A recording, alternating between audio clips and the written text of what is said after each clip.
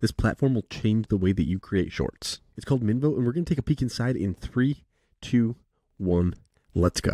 So the whole premise is to take the most engaging clips from your long-form YouTube videos, podcasts, you name it, and extract those specific clips to share on social media. And Minvo's AI does this for you as soon as you upload or import your long-form video.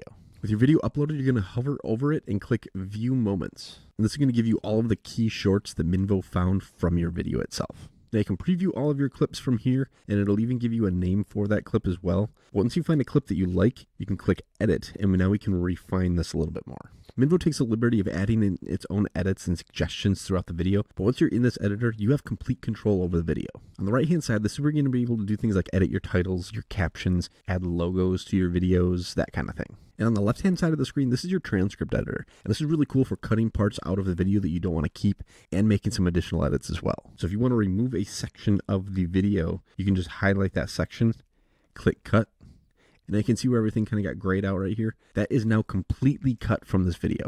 Gone are the days where you needed an overcomplicated, intense video editing platform and a degree to edit your videos. Now, if you can edit a text document, you can edit a video. But for those of you who prefer the traditional timeline editing, you can slide down to the bottom of the screen here, and this acts as your more traditional timeline editor. This does allow you to get more precise with your clips, so you can actually click and drag the start and stop points of your clips, and now will be adjusted and reflected in the timeline here and in the transcript up above.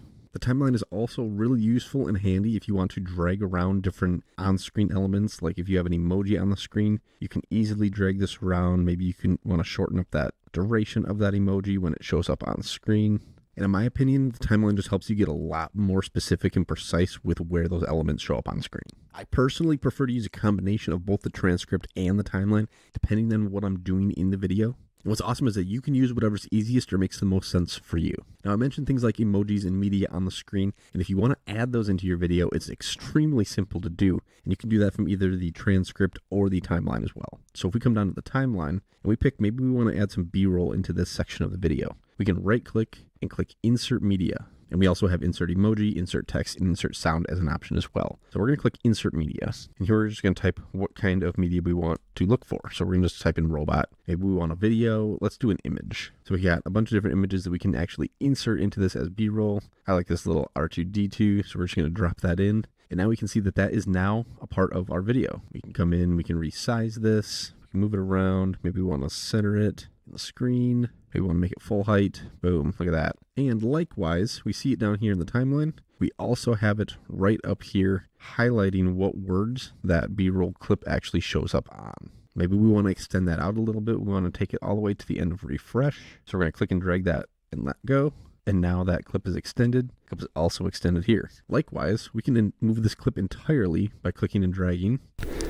And you can see it is now reflected up in the transcript as well. Now this can all be done manually like I was just showing you, but Minvo uses AI. So Minvo can actually do a lot of this for us automatically as well. So let's say we want to add some emojis on the screen depending on what's being said. Rather than going through and manually adding in emojis to every single section in here, we're just going to click on this button that says Magic Edit. Now we have a ton of different options. We have Magic Frame, Magic Cut, Magic Emojis, Magic Media, and Magic Emphasis. So let's click on the Magic Emojis button. Now we get to choose where we want those emojis. We're going to say just above the captions, and we're going to click Activate Magic Emojis.